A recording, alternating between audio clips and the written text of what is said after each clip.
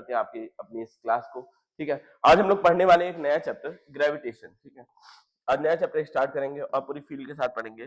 Cold की वजह से शायद थोड़ी सी आवाज इधर उधर लगे, लेकिन 19-20 का फर्क रहेगा तो बर्दाश्त कर लेना। ठीक है, चलो बिना किसी देरी के स्टार्ट करते हैं। जल्दी जल्दी आप सब लोग ज्वाइन कर लीजिए ताकि हमें पढ़ने में मजा आए। साथ में नया चैप्टर है, नए जोश के साथ पुराना जो भी आपको नहीं आता, जो भी बैकलॉग रह गया उसको छोड़ दीजिए। पूरा फोकस आपका जो भी लाइफ में प्रॉब्लम्स है सबको छोड़ करके इस नए चैप्टर पे फोकस करिए। बहुत ही प्यारा चैप्टर है। ठीक है, रियल लाइफ से रिलेटेड चैप्टर है, मैं आपको इससे रिलेट कराता रहूंगा। ठीक है, चलिए स्टार्ट करते हैं बिना किसी देरी के। अब सबसे पहले हम बात करते हैं ग्रेविटेशनल फील्ड की। ठीक है, सबसे पहले हम बात करते हैं बच्चों ग्रेविटेशनल फील्ड की। कोई भी मास है, ठीक है, कोई भी मास है, अभी हम पॉइंट मास की बात करेंगे, हम ज्यादा किसी बॉडी की बात नहीं करेंगे, अभी हम पॉइंट मास की बात करेंगे। मान लो ये पॉइंट मास है, अब इसके आसपास एक फील्ड होती है जो कि हमें दिखती नहीं है। ठीक है, जो कि हमें दिखती नहीं है उसको हम लोग क्या बोलते हैं, ग्रेविटेशनल फील्ड। फॉर एग्जाम्पल आपने वो देखा होगा ऑल आउट का एड। ऑल आउट का एड देखा है, तो जब ऑल आउट जलता है तो ऑल आउट ऐसे जलता है तो क्या होता है, इस तरह से ऐसे एड में दिखाते हैं फील्ड। क्या रियल में ऑल आउट की कोई फील्ड आपको विजुअल होती है? नहीं होती है। जहां तक वो इफेक्टिव होता है उसको क्या बोलते हैं, उसकी फील्ड बोलते हैं।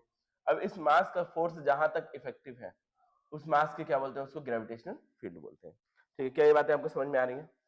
क्या ये बातें समझ में आ रही है और मेरी आवाज आप लोगों को क्लियर आ रही है या फिर नहीं, ये जरूर बता देना। और जल्दी जल्दी आप लोग ज्वाइन कर लेना ताकि आपको चीजें समझ में आना शुरू हो जाए। चलो बच्चों, अब देखिएगा, अब देखिएगा बिना किसी देरी के, अब देखिए। ठीक है, तो ये क्या होती है, ग्रेविटेशनल फील्ड होती है। मास के चारों तरफ की जो फील्ड होती है उसी को क्या बोलते हैं हम लोग, ग्रेविटेशनल फील्ड बोलते हैं। अब देखना बच्चों, जब भी दो मास एक दूसरे से कुछ डिस्टेंस पे रखे हैं, मान लो ये मास m1 है, दूसरा मास m2 है, और इन लोगों के बीच का डिस्टेंस जो दे रखा है वो r दे रखा है, तो इन लोगों के बीच में जो फोर्स लगता है उसी फोर्स को हम लोग क्या बोलते हैं, ग्रेविटेशनल फोर्स बोलते हैं। और ग्रेविटेशनल फोर्स की एक खासियत क्या है, ग्रेविटेशनल फोर्स की एक खासियत है बच्चों, क्या खासियत है कोई बता सकता है? कि वो हमेशा अट्रैक्टिव होता है। कभी भी वो फोर्स क्या होगा बच्चों, रिपल्सिव नहीं होगा। दो तीन प्रॉपर्टीज मैं बता देता हूँ। सबसे पहली क्या प्रॉपर्टीज है, जो इन लोगों के बीच में ग्रेविटेशनल फोर्स लगेगा ना, वो डायरेक्टली प्रोपोर्शनल होगा मासेस के प्रोडक्ट के। क्या होगा बेटा, मासेस के प्रोडक्ट के डायरेक्टली प्रोपोर्शनल होगा। समझ जाओ, बहुत ही प्यारा सा चैप्टर है, समझ जाओ ध्यान से। फिर अगली चीज क्या है, और इनवर्सली प्रोपोर्शनल होगा बीच के डिस्टेंस के स्क्वायर के। क्या होगा, इनवर्सली प्रोपोर्शनल होगा बीच के डिस्टेंस के स्क्वायर के। अब मेरा मतलब क्या है, मास को जितना ज्यादा बढ़ाओगे उतनी ही ज्यादा क्या होगा बच्चों, ग्रेविटेशनल फोर्स बढ़ेगा। डिस्टेंस दोनों के बीच का बढ़ाओगे तो ग्रेविटेशनल फोर्स क्या होगा बेटा, तेजी से इनवर्स स्क्वायर लॉ, मतलब क्या हो गया, ऐसा भी लिखते हैं कई बार, gravitational force follow inverse square law.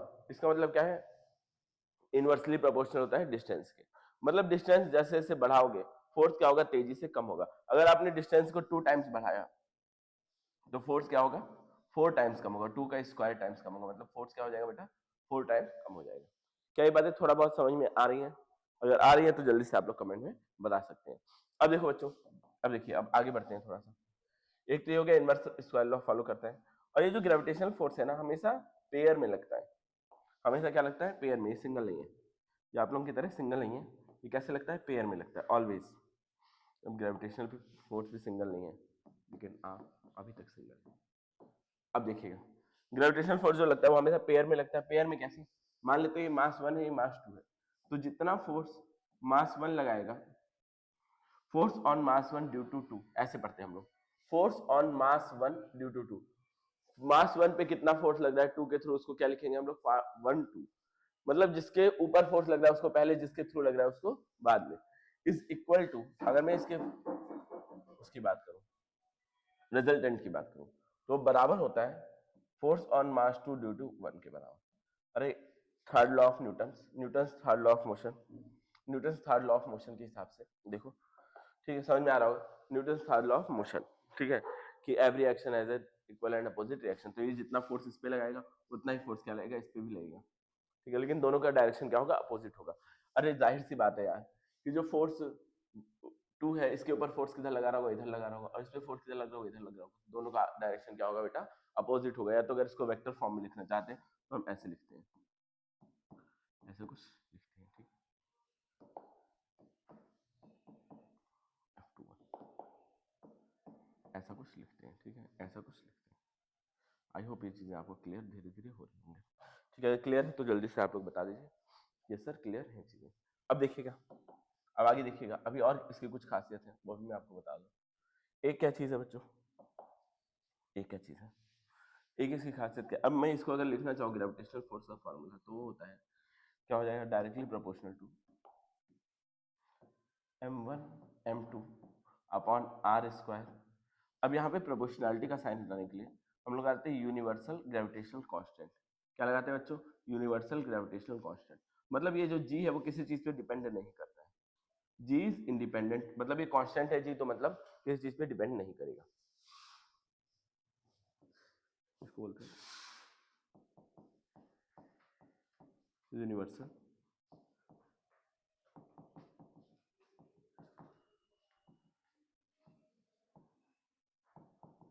Constant. ठीक है, इसको क्या बोलते हैं, यूनिवर्सल ग्रेविटेशनल कांस्टेंट।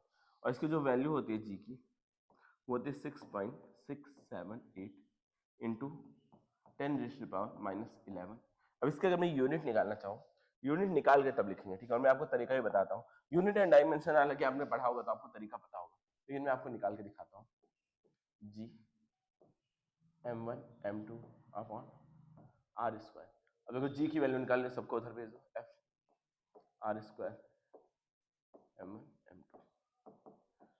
अब एफ की यूनिट क्या है, न्यूटन होती है, आर मतलब डिस्टेंस है तो मीटर स्क्वायर हो जाएगा, और ये केजी है, 2 बार केजी है तो क्या हो जाएगा, केजी स्क्वायर।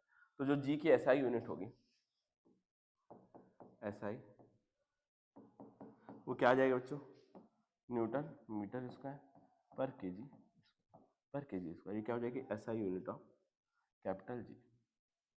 ठीक है, SI unit of capital G. अब सीजीएस अगर आपको देखना है तो डाइन न्यूटन फोर्स की क्या होती है, डाइन होती है, डाइन सेंटीमीटर स्क्वायर पर ग्राम स्क्वायर। ये क्या हो जाएगी, सीजीएस यूनिट हो जाएगी।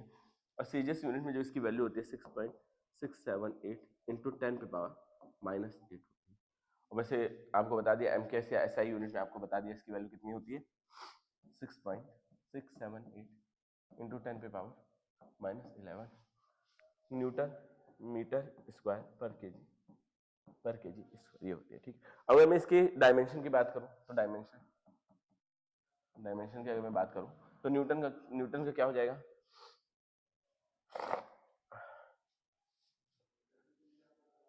फोर्स का क्या होता है, एम ए, एम मतलब क्या हो जाएगा, केजी, केजी मतलब एम, एक्सेलरेशन क्या होगा, मीटर पर सेकेंड, मीटर का क्या हो जाएगा, एल पर सेकेंड मतलब टी पे पावर माइनस। ये तो हो गया फोर्स का, ये तो हो गया फोर्स का, एकदम बेसिक से दिखा दे रहा हूँ। तो M L T minus 2 force हो गया, मीटर का अगेन क्या हो जाएगा, एल पे 2। ठीक है, और केजी मतलब कि मास, एम पे पावर माइनस 2, एम पे पावर माइनस 2। अब सबको अगर निकालूंगा तो डायमेंशन क्या होगा, एम और एम पे पावर माइनस 2 मतलब एम पे पावर क्या हो जाएगा, -1, एल पे 2, एल पे 2 मतलब एल पे पावर 3, और टी पे पावर क्या आ जाएगा, -2, टी पे पावर क्या आ जाएगा, -2। ठीक है, ठीक है बच्चों। अब देखिएगा इसको, क्या डायमेंशन आपके समझ में आ रहा है, अगर समझ में आ रहा है तो बहुत अच्छी बात है, इसको आप लोग देख लीजिएगा। ठीक है बच्चों, ये हो गया डायमेंशन। डायमेंशन इंपॉर्टेंट है, एग्जाम में आ सकता है। अब देखो, ये मैंने आपको इसकी प्रॉपर्टीज बता दी, ये मैंने इसकी प्रॉपर्टीज आपको बता दी। देखो यहाँ पे लिखी हुई property, always attractive in nature, क्या होता है, हमेशा अट्रैक्टिव होता है। ठीक है, form an action reaction pair, हमेशा क्या करता है बच्चों, एक्शन रिएक्शन पेयर फॉर्म करता है। मतलब क्या होगा, ये अट्रैक्ट भी करेगा, ये m1 m2 को अट्रैक्ट करेगा और m2 m1 को अट्रैक्ट करेगा, मतलब ये पेयर में हमेशा आएगा, ये सिंगल कभी नहीं आता है। Independent of medium between mass, अब मास के बीच में क्या मीडियम है, पानी में लग रहा है फोर्स, हवा में लग रहा है, किसी भी चीज में लग रहा है, डायमेंशन पे डिपेंडेंट नहीं होता है। ठीक है, आप पानी में 2 मासेस को रखोगे तो भी फोर्स उतना ही रहेगा, और कहीं रखोगे तो भी फोर्स उतना ही रहेगा। ठीक है, अब ये क्या होता है, आपको डायरेक्ट इंडिकेट किससे कर रहा है, ये कहाँ ले जा रहा है, आपको इलेक्ट्रोस्टैटिक पे ले जा रहा है। अब लेकिन इलेक्ट्रोस्टैटिक फोर्स क्या होता है, वो मीडियम पे डिपेंड करता है, लेकिन ये मीडियम पे डिपेंड नहीं करता है। ठीक है, समझ में आ रहा है, पानी में रखोगे तो भी इतना ही फोर्स लगेगा, और जमीन पे रखोगे तो भी इतना ही फोर्स लगेगा। इसको पढ़ने का क्या तरीका है, force on one due to force on one due to. ठीक है, अब इसका वेक्टर फॉर्म देख लेते हैं।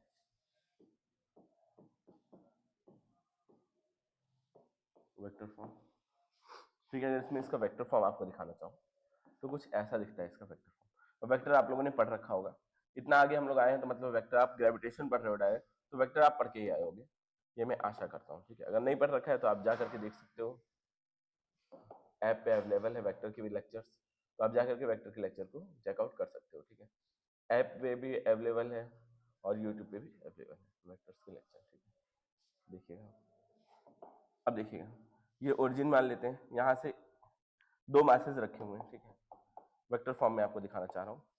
तो दो मासेस रखे हैं, एक मास m1 है, एक m2 है।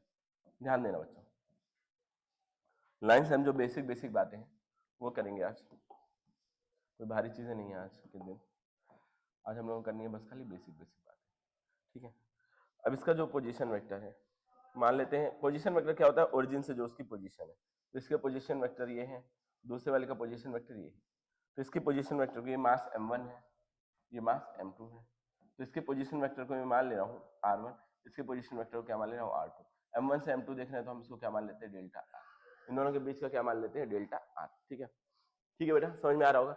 अब देखिए, अगर मैं ग्रेविटेशनल फोर्स की बात करूं, अगर इसके वेक्टर फॉर्म की बात करूं, मान लेते हैं 1 से 2 पे कितना लग रहा है, 1 से 2 पे कितना लग रहा है, फोर्स ऑन 2 ड्यू टू 1 अगर हम देख रहे हैं, क्या हो जाएगा, जी m1 m2 अपॉन में r स्क्वायर। अब यहाँ पे हमें डायरेक्शन चाहिए, डायरेक्शन क्या है, ये वाली डायरेक्शन है, और डायरेक्शन को हम क्या लिखते हैं, डेल्टा r कैप। क्या लिखेंगे बच्चों, डेल्टा r कैप, ठीक है। डायरेक्शन को कैप से डिनोट करते हैं, आपको पता होना चाहिए। तो अगर मैं अब लिखना चाहूँ इसका फोर्स, क्या हो जाएगा, जी m1 m2, और आपको पता है, कहाँ चला गया, और आपको बच्चों एक चीज पता होनी चाहिए कि जो ये होता है मैग्नीट, वो डायरेक्शन की वैल्यू होती है, वो क्या होती है, magnitude vector upon magnitude of that vector, magnitude of that vector, ठीक है। ये होती है डायरेक्शन की वैल्यू, वेक्टर की बातें हैं सब। तो डायरेक्शन को मैं ऐसे लिख सकता हूँ, क्या क्या लिखूंगा, डेल्टा r वेक्टर अपॉन में magnitude of delta r vector, ठीक है। और यहाँ पर पहले से क्या था, ठीक है। अब डेल्टा आर की जगह आर भी लिख सकते हो, कोई दिक्कत नहीं है, ऐसे थोड़ा गंदा लग रहा है देखने में डेल्टा डेल्टा लिखने पे, तो बस खाली हम आर लिख लेते हैं। दोनों के बीच का पोजीशन वेक्टर है, दोनों के बीच के डिस्टेंस को आर से डिनोट कर लेते हैं, ठीक। बहुत गंदा लग रहा है, डेल डेल डेल हर जगह। नोट्स आप तक जाएंगे तो आप तक अच्छी नोट्स जाने चाहिए, ठीक है,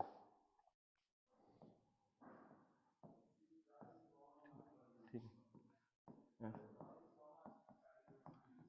जी m1 m2, ठीक है, आर वेक्टर अपॉन में क्या आ जाएगा, ये आर क्यूब अपॉन में क्या आ जाएगा बच्चों, आर क्यूब का मॉड।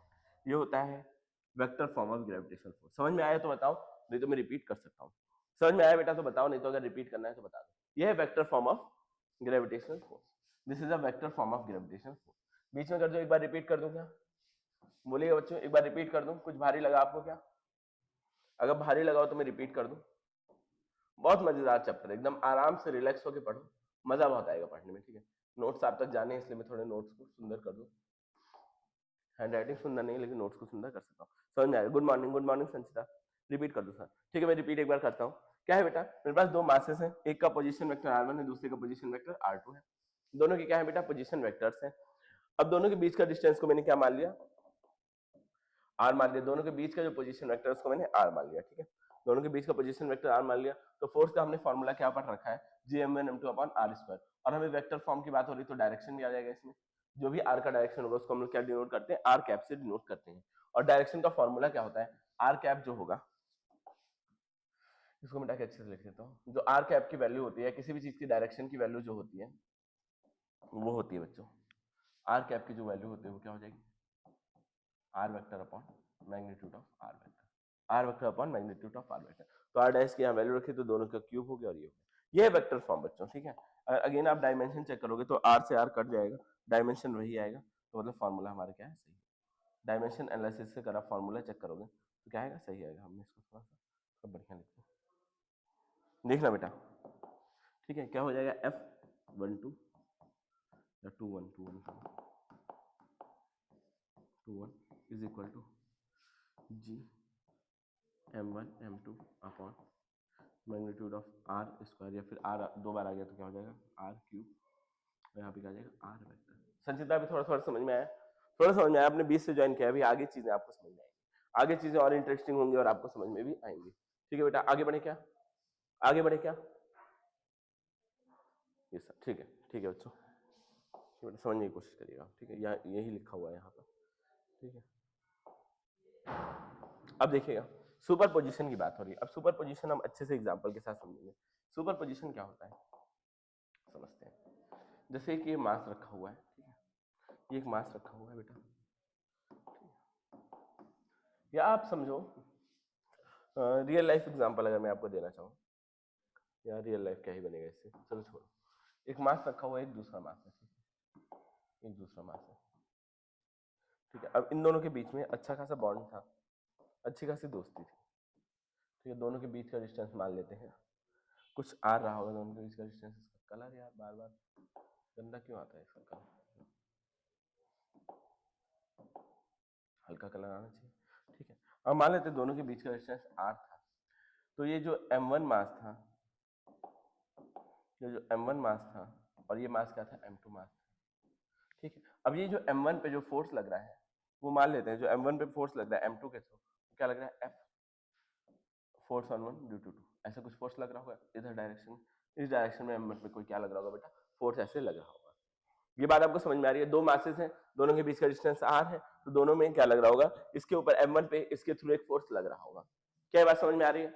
अब एक कोई तीसरा मास आया, एक कोई तीसरा मास आया, ठीक है, एक कोई तीसरा मास आया, यहाँ पर आगे साइड में एक तीसरा मास, ठीक है। अब ये तीसरा मास यहाँ आ गया, समझना बच्चों, ठीक है। ये तीसरा मास यहाँ आ गया, ये मान लेते हैं ये जो मास है वो m3 है, suppose that this mass is m3, ठीक है। ये चीज मान लो, इन दोनों के बीच का भी डिस्टेंस कोई मान लेते हैं r2 r3 कुछ हो जाएगा, ठीक है। r2 मान लेते हैं, कलर बड़ा चेंज करना पड़ता है, मान लेते हैं r2 इन दोनों के बीच का डिस्टेंस है। अब इस वाले मास के थ्रू भी इस पे फोर्स लगेगा, तो F1 इस पे फोर्स लगेगा इस डायरेक्शन में। लेकिन क्या ये वाले फोर्स पे कोई फर्क पड़ा इस दूसरे मास आने की वजह से? क्या ये फोर्स कम या ज्यादा हुआ? मैं आपसे सवाल पूछना चाहूंगा, क्या ये फोर्स कम ज्यादा हुआ? इंडिविजुअल जो फोर्स है उस पर कोई फर्क पड़ा? अरे इन दोनों के बीच में जो फोर्स लग रहा था F12 था, अब दूसरा मास आया, इसने इसके ऊपर एक और दूसरा फोर्स लगाना शुरू कर दिया, लेकिन क्या इन दोनों के फोर्स में कोई फर्क पड़ा? क्या इन दोनों के फोर्स में कोई फर्क पड़ा? अब मैं आपको रियल लाइफ एग्जांपल भी देता हूँ। मान लो आप और आपका कोई बेस्ट फ्रेंड है, ठीक है। अब कोई क्या है बच्चों, एक बेस्ट फ्रेंड है, आप मान लो ए हो, ये बी है, ठीक है। मान लेते हैं, चलो आप दोनों का एग्जांपल लेते हैं, गीतांजलि और संचिता। मान लेते हैं ये दो बच्चियां हैं, एक है गीतांजलि और एक है संचिता। अब आप लोग हो बेस्ट फ्रेंड, क्या हो, बेस्ट फ्रेंड, क्या हो आप लोग बेस्ट फ्रेंड हो। अब आप लोग तो बढ़िया खुश, एकदम खुश हो, आप लोगों की फ्रेंडशिप मान लेते हैं, आप दोनों के बीच की जो फ्रेंडशिप है वो, मतलब आप लोगों की फ्रेंडशिप एफ है। अब कोई तीसरा आ गया, मान लो कोई तीसरा बच्चा आ गया, यहाँ कोई तीसरा बच्चा आया, तो उसकी गीतांजलि की दोस्ती उस तीसरे बच्चे से भी होगी, तो क्या आप दोनों की दोस्ती में कोई फर्क पड़ेगा? पहले जितनी दोस्ती थी उतनी ही रहेगी। तीसरे से भी दोस्ती हो गई, बात अलग है, गीतांजलि की दोस्ती किसी तीसरे से भी हो गई, लेकिन आप दोनों की जो दोस्ती है वो जितनी पहले थी उतनी ही रहेगी। वही मैं कहना चाह रहा हूँ, ये दो जो मासेस हैं, इन दोनों के बीच में जो फोर्स लग रहा था स्टार्टिंग में वो उतना ही रहेगा, तीसरा फोर्स आ जाए, एक और चौथा फोर्स भी आ जाए, उससे फर्क नहीं पड़ेगा। क्या ये बात अभी समझ में आई?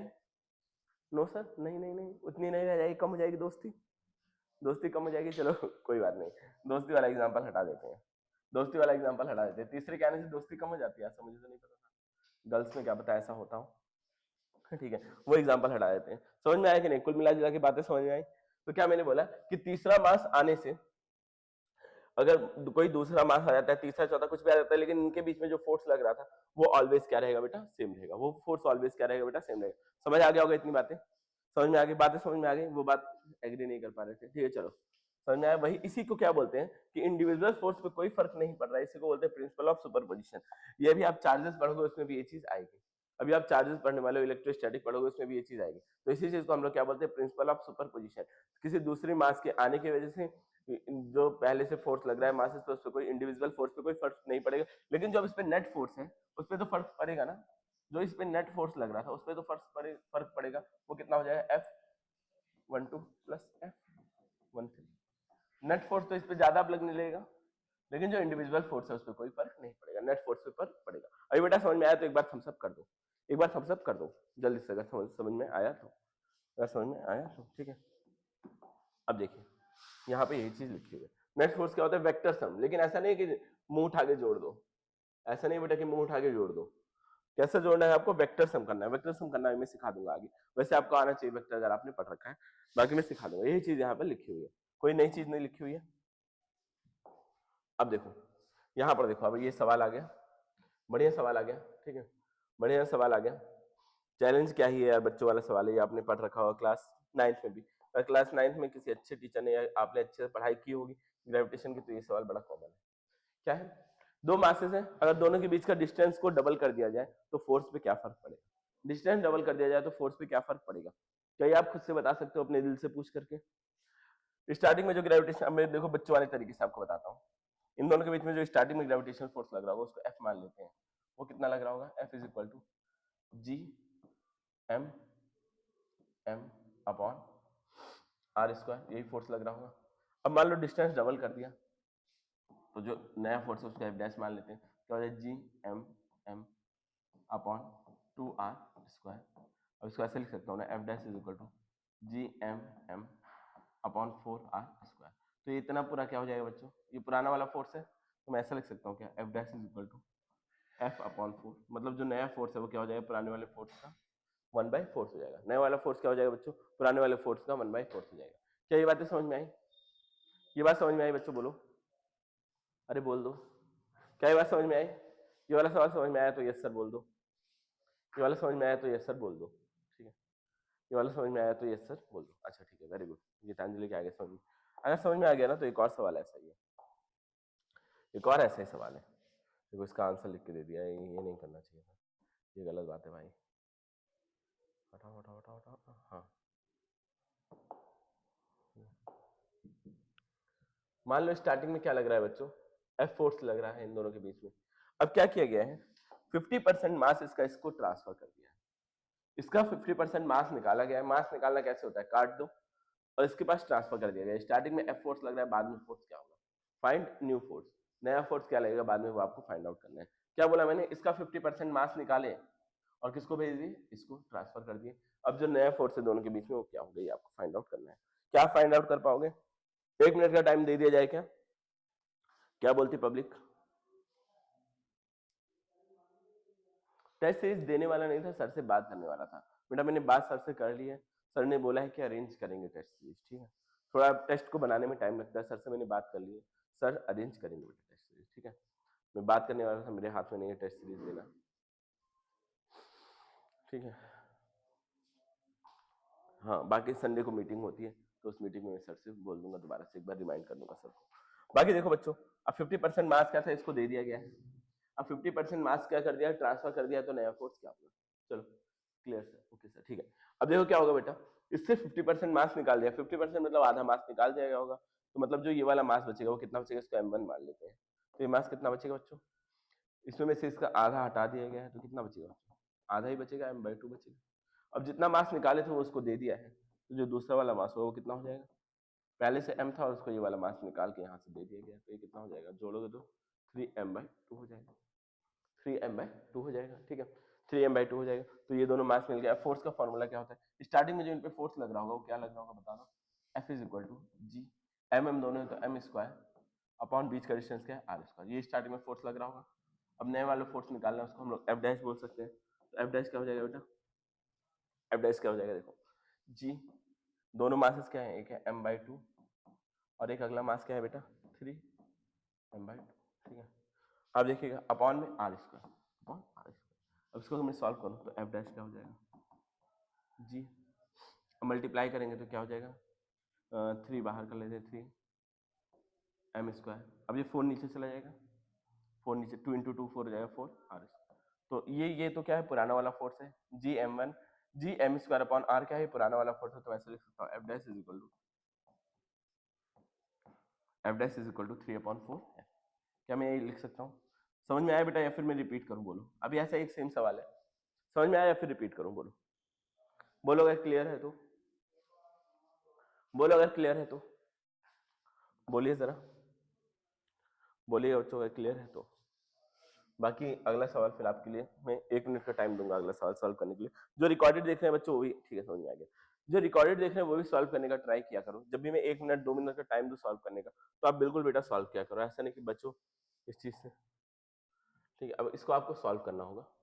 मैं आपको दे रहा हूँ, समझ लो, चलो ठीक है, थोड़ा सा लंबा है तो मैं इसको आपके लिए दे रहा हूँ 2 मिनट का टाइम। इसको सॉल्व करने का 2 मिनट का टाइम दे रहा हूँ, सॉल्व करो। एमसीक्यू है नहीं, एमसीक्यू के लिए तो 1 ही मिनट का टाइम मिलता है। चलो साथ में प्रैक्टिस भी होनी चाहिए। चलो बच्चों शुरू हो जाओ। क्या करना है आपको, नया फोर्स आपको फाइंड आउट करके बताना है, नया फोर्स फाइंड आउट करके बताना है। चलो जल्दी से।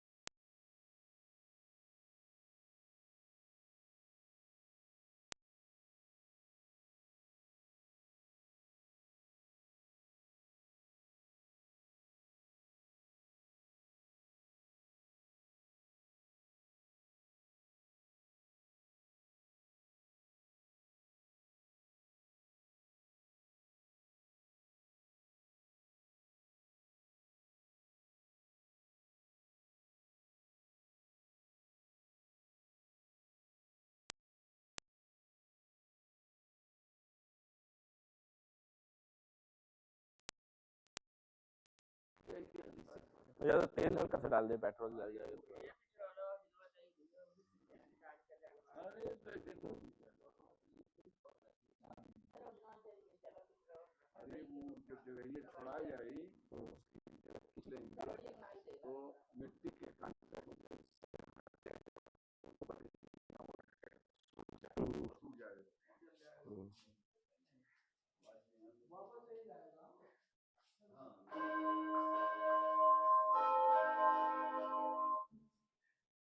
हम सब तो कर रहे हो आप लोग, लेकिन आंसर किसी का नहीं आया।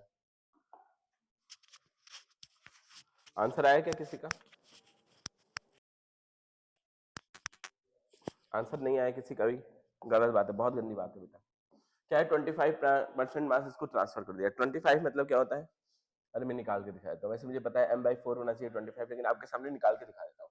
ठीक है, 25% ऑफ m कितना हो जाएगा? 25% मतलब 25% मतलब क्या होता है? 100। ऑफ मतलब मल्टीप्लाई, क्या हो जाएगा? 4 टाइम जाएगा तो क्या हो जाएगा? ये 1m/4 हो जाएगा। क्या हो जाएगा बेटा? m/4 हो जाएगा। ठीक है, आ गया आंसर, वेरी गुड। देखते हैं, चेक करते हैं। तो m/4 मतलब इसमें से m/4 निकाला गया है, तो m माइनस m/4 निकालेंगे तो कितना हो जाएगा? 3m/4, और दूसरे को दिया गया है मतलब m प्लस m/4, मतलब कि क्या हो जाएगा? 5m/4। दूसरे को इतना दे दिया गया है। अब हमें दोनों के बीच का फोर्स निकालना है। तो फोर्स का फॉर्मूला आपको पता है। स्टार्टिंग में जो फोर्स रहा होगा दोनों के बीच में, वो क्या रहा होगा बच्चों? स्टार्टिंग में जो फोर्स रहा होगा Gm²/r², ये स्टार्टिंग में फोर्स रहा होगा। अब देखिएगा, अगर मुझे अब फोर्स निकालना है F', क्या हो जाएगा? Gm1m2, मतलब कि m1m2। ये 5 को आगे कर लेता हूँ या एक साथ ही कर लेते हैं? ठीक, चलो अगले पेज में एक साथ ही कर लेता हूँ। एक मास क्या है? m1 कितना है? m1 है 3m/4, m2 कितना है? 5m/4। ये दे रखा m1 m2, ये दे रखा। अब मुझे अगर फोर्स निकालना है Gm1 m2 मतलब 3 5 15, या लिख लेते हैं पहले। ठीक है, 3m/4 5m/4 upon r²। Distance को कोई छेड़खानी नहीं की है, या डिस्टेंस भी छेड़ा गया है? सवाल एक बार देख लेता हूँ। डिस्टेंस भी, अच्छा डिस्टेंस भी बढ़ा करके 2r कर दिया गया है। डिस्टेंस भी क्या है बच्चों? बढ़ा दिया गया है, डिस्टेंस को भी 2r कर दिया गया है। ठीक है, अब देखिएगा तो क्या हो जाएगा? F इज इक्वल टू, इन दोनों को मल्टीप्लाई करेंगे 15Gm²। अब देखना 15Gm², अब ये 4 नीचे आ जाएगा, 4 × 4 16 हो जाएगा, 16 × 2 r², 16 × 2 r²। तो ये F जो बचेगा वो क्या आ जाएगा? 16 × 6 12 को 2 कैरी 1 32 32 क्या हो जाएगा 15/32 G M square upon R square. ये पुराना वाला एफ है, एफ डैश की वैल्यू हम लोग निकालने, तो ये पुराना वाला एफ हो जाएगा, तो F dash is equal to 15/32 F. ठीक है, अब 15/32 अगर संचिता ने पॉइंट में आंसर निकाला है तो देख लेते हैं उनका पॉइंट में सही है फिर नहीं, देख लेते हैं आपका पॉइंट में सही है फिर नहीं।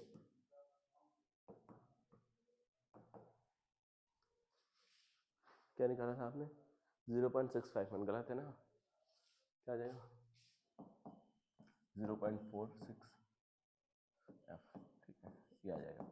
कहाँ पे गड़बड़ हुआ बेटा बताना जरूर। आपने भी डिस्टेंस नहीं देखा था क्या, डिस्टेंस को डबल किया वो नहीं देखा था क्या, अगर वो नहीं देखा होगा तो आपका आंसर क्या आना चाहिए था।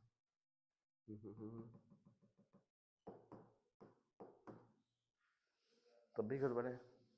ठीक है चलो, समझ में आया कि नहीं बच्चों, बोलिए समझ में आया या फिर नहीं, बोलना जरूर। ठीक है,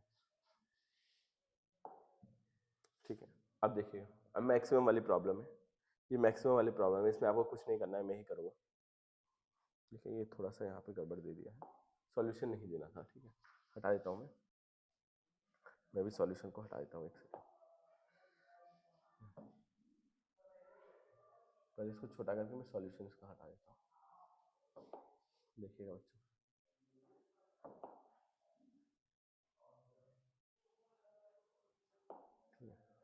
क्या क्या how should mass m be divided to maximize the gravitational force between parts. ठीक है, कैसे इसको डिवाइड किया जाए, एक मास m है उसको दो पार्ट में कैसे तोड़ा जाए कि जो उन लोगों के बीच का ग्रेविटेशनल फोर्स है वो क्या हो जाए बच्चों, मैक्सिमम हो जाए, वो फोर्स दोनों के बीच का क्या हो जाए बच्चों, मैक्सिमम हो जाए। ये आपको निकालना है, ये आपको क्या करना है, फाइंड आउट करना है। तो ये क्लियर है सबको, गीतांजलि आपको भी समझ में आया। ठीक है बेटा, अब देखो क्या है, मान लेते हैं जो m मास है उसको दो पार्ट में हमें तोड़ना है। ये मेरे पास m मास था, ठीक है, m मास था, इसको दो पार्ट में तोड़ना है, तो मैंने क्या किया, दो पार्ट में तोड़ दिया। एक पार्ट का जो मास मान लेते x मान लेते, दूसरे पार्ट का मास क्या हो जाएगा, m माइनस एक्स हो जाएगा, m माइनस एक्स हो जाएगा। तो इन लोगों के बीच का जो फोर्स होगा वो क्या होगा बेटा, बोल सकते हो जी m m minus x upon m नहीं है x है x अपन दोनों के बीच के डिस्टेंस को मान लेते हैं r स्क्वायर। तो f क्या हो जाएगा जी, इसको अंदर मल्टीप्लाई करेंगे तो क्या हो जाएगा M X minus X square upon square. अच्छा, अब हमें मैक्सिमम जब भी वैल्यू निकाल लेते हैं, मैक्सिमम निकालना होता है तो क्या करते हैं हम लोग, डिफरेंशिएशन करते हैं। तो हम क्या करेंगे बच्चों, डिफरेंशिएशन करेंगे x के रिस्पेक्ट में। तो ये g और r क्या है, कांस्टेंट है, g और r तो कांस्टेंट है तो बाहर आ जाएगा, g और r क्या है बेटा, कांस्टेंट है, बाहर आ जाएगा। mx का डिफरेंशिएशन क्या हो जाएगा, m हो जाएगा, x स्क्वायर का डिफरेंशिएशन क्या हो जाएगा, 2x हो जाएगा। पहले तो जब भी मैक्सिमम वैल्यू निकालते हैं तो हम क्या करते हैं, डिफरेंशिएशन। आई होप आपको डिफरेंशिएशन आता होगा, आई होप आपको डिफरेंशिएशन आता होगा, अगर नहीं आता है तो हम बाकी किसी क्लास में करेंगे डिस्कस। फिर हम क्या करते हैं, डिफरेंशिएट मैक्सिमम वैल्यू के लिए डिफरेंशिएशन को जीरो कर देते हैं, तो G R square is equal to R square into M minus 2x। अब इसको इधर भेज देंगे तो ये जाएगा पूरा zero is equal to M minus 2x। तो जो m आ जाएगा वो क्या आ जाएगा, इज इक्वल टू 2x। तो जो x की वैल्यू आएगी वो क्या आ जाएगी, m/2। मतलब क्या करना पड़ेगा, आधे आधे में आपको बांटना पड़ेगा। क्या करना पड़ेगा, मैक्सिमम अगर ग्रेविटेशनल फोर्स चाहिए तो आधे आधे में आपको क्या करना पड़ेगा, बांटना पड़ेगा। समझ में आया कि नहीं, ये बातें आपको समझ में आई या फिर नहीं, बताइए जल्दी जल्दी बताइए, समझ में आया या फिर नहीं।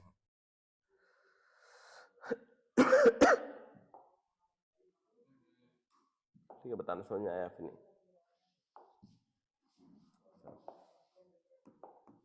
बोलो बच्चों। समझ में आया, क्लियर है लिख दो, अगर समझ में आया तो क्लियर है लिख दो, क्लियर है। ठीक है, संचिता की समझ में आ गया है, हम सब कर दिया है। ठीक है बेटा, अब देखो, अब हमें निकालें इक्विलिब्रियम पोजीशन। इक्विलिब्रियम पोजीशन, ठीक है, इक्विलिब्रियम पोजीशन क्या होती है मैं आपको समझाता हूँ। ठीक है, दो मासेस m1 और m2 है, उनके बीच में कहीं पर एक मास दूसरा ला करके रखना है। वो किस जगह रखा जाए जो उसमें नेट फोर्स हो वो क्या लगे, जीरो लगे। उसमें जो नेट फोर्स है वो क्या लगे बेटा, जीरो लगे। इक्विलिब्रियम पोजीशन का वही मतलब होता है, दो मासेस है मेरे पास, एक मास दे रखा है m1, एक मास दे रखा है क्या बेटा, m1, और दूसरा मास मेरे पास दे रखा है m2। ठीक है, दूसरा मास क्या दे रखा है, m2 दे रखा है, m2 दे रखा है। मान लेते हैं दोनों के बीच का जो डिस्टेंस है, दोनों के जो बीच का डिस्टेंस है उसको r मान लेते हैं। क्या मान लेते हैं, r मान लेते हैं। अब दोनों के बीच में m1 मास से कितनी दूरी पर एक टेस्ट मास m नॉट रखा जाए, एक टेस्ट मास रखा जाए कि जो इस पे नेट फोर्स लग रहा हो क्या लगे, 0 लगे। तो मान लेते हैं कि m1 से x डिस्टेंस पर आप रख रहे हैं m नॉट, तो उस पे जो नेट फोर्स है वो क्या है, 0 है। मतलब जो इधर का फोर्स लग रहा है, मान लेते हैं F1, वो बराबर हो जाए किसके, F2। इसी को बोलते हैं हम लोग इक्विलिब्रियम पोजीशन, दोनों साइड से बराबर फोर्स लगे तो उसे क्या बोल देते हैं हम लोग, इक्विलिब्रियम पोजीशन बोल देते हैं। तो अब देखना कैसे होगा ये, F1 F2 क्या हो जाए, आपस में बराबर हो जाए। तो अगर मैं F1 की वैल्यू निकालना चाहूँ तो क्या लगेगा इस पे force, m1 m not upon x square, क्या हो जाएगा, अपॉन अपॉन एक्स स्क्वायर। अच्छा, अब ये वाला बचा हुआ पार्ट क्या हो जाएगा, r माइनस एक्स। अब अगर मैं F2 की बात करूं तो वो क्या हो जाएगा बेटा, m2 m not upon upon क्या हो जाएगा, r माइनस एक्स का होल स्क्वायर। अब ये दोनों इक्विलिब्रियम पोजीशन के लिए दोनों बराबर होना चाहिए, तो F1 is equal to F2 अगर मैं रखूं, अब दोनों की वैल्यूज रख लेते हैं। ये है F1, यहाँ से उठाएंगे क्लोन के लिए, ये है F1, उसको बराबर किसके रखना है, F2 के। इसको किसके बराबर रखना है, F2 के रखना है, F2 के। ठीक है बच्चों, इसके बराबर रखना है। तो m नॉट से m नॉट क्या होगा, कैंसिल आउट हो जाएगा। तो बचे क्या, m1 एक्स स्क्वायर, अगली लाइन में यहाँ से लिखता हूँ, ठीक है, थोड़ा साइड कर देते हैं इसको। क्या हो जाएगा, m1 X square is equal to m2 upon में r माइनस एक्स का होल स्क्वायर। ठीक है, अब देखो एक तरफ इन सबको कर लेते हैं, x2 को उधर ले, तो m1 upon m2 is equal to क्या हो जाएगा, x उधर चला जाएगा, तो X square upon r minus X का होल स्क्वायर। अब स्क्वायर को इधर भेज तो क्या हो जाएगा, under root m1 upon under root m2 is equal to x minus r minus. ठीक है, ये हो जाएगा। अब हमें क्या निकालनी है, x की वैल्यू निकालनी है। तो क्या करो, क्रॉस मल्टीप्लीकेशन कर दो। क्रॉस मल्टीप्लीकेशन अगर आप करते हैं क्या बन जाएगा यहाँ पे, under root m1 under root m2x। ठीक है, m2x। अब इसको भी अगर मैं अंदर मल्टीप्लाई कर दूँ तो क्या बन जाएगा, under root m1r minus under root m1x is equal to under root m2x। अब x को एक तरफ कर देते हैं। समझ में बच्चों, नहीं समझ में आएगा तो मैं बताऊंगा, बस खाली मैथमेटिकल कैलकुलेशन में कर रहा हूँ और कुछ भी नहीं, इसमें nothing other than mathematical calculation. अब x को एक तरफ कर देते हैं तो m1r is equal to under root m1x plus under root m2x। x common ले लो, x क्या करो कॉमन ले लो तो क्या बन जाएगा, ये अंडर रूट m1r। अगर x कॉमन ले लो तो क्या बन जाएगा यहाँ पे, under root m1 plus under root m2। अब इसको इधर भेज देते हैं तो जो x की वैल्यू आ जाएगी, अब इसको और छोटा करना पड़ेगा क्या, ये जो x की वैल्यू आ जाएगी बच्चों। बाकी मैं तो कहता हूँ कि ये फॉर्मूला याद मत रखो, जब भी निकालने की जरूरत पड़े निकाल लो, याद रखने से अच्छा जब भी जरूरत पड़े वो निकाल दो।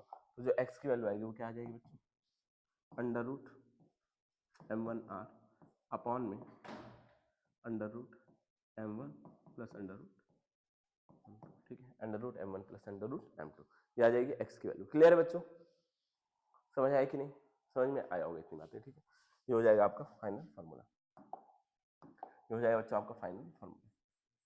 ठीक है, ये हो जाएगा फाइनल फार्मूला। याद रखना चाहो याद रखो, और जब निकालने की जरूरत पड़े चाहो तो निकाल भी सकते हो। समझ में आया कि नहीं, समझ में आया कि नहीं बताओ। अगर समझ में आया तो बहुत अच्छी बात है, नहीं समझ में आया तो भी बता सकते हो, नहीं समझ में आया तो भी आप बता सकते हो। ठीक है, अब आज मैंने जितना पढ़ाया क्या उतनी बातें आपको समझ में आई। अब आगे अगले टॉपिक पे मैं नहीं बढ़ूंगा, जाहिर सी बात है, जितना मैंने पढ़ाया उतनी बातें आपको समझ में आई या फिर नहीं। ठीक है, उतनी बातें समझ में आई कि नहीं बता देना। और ये आप लोगों के लिए होमवर्क है, चाहो तो स्क्रीनशॉट ले लो। ये आपके लिए क्या है बच्चों, होमवर्क है, चाहो तो आप स्क्रीनशॉट ले सकते हो। स्क्रीनशॉट नहीं तो कॉपी में लिख लो इसको, और बाकी पीडीएफ में आपको अपलोड करके दे दूंगा। जस्ट मैं जा रहा हूँ पीडीएफ आपके अपलोड करने। ठीक है, जस्ट मैं जा रहा हूँ आपकी पीडीएफ अपलोड करने।